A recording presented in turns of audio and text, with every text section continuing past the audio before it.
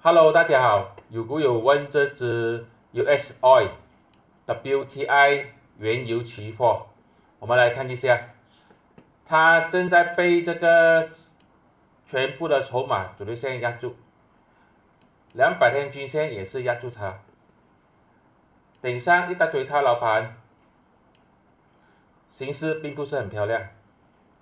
它现在正在这个区间里面横盘，也就是67到72盘整中，等出方向。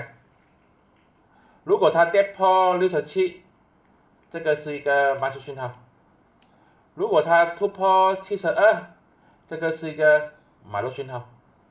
无论如何，它正在处于下跌趋势，做多的话呢，就是跟趋势做对；如果要做多的话，最多是做个反弹罢了。而且你看到这边很多套牢盘，其实是不是很适宜做多，要小心。我觉得看看就好，继续观察，看它方向。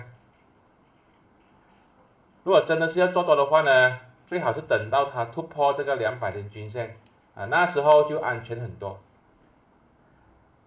这些都是我的个人看法，并没有任何的买卖建议，谢谢大家。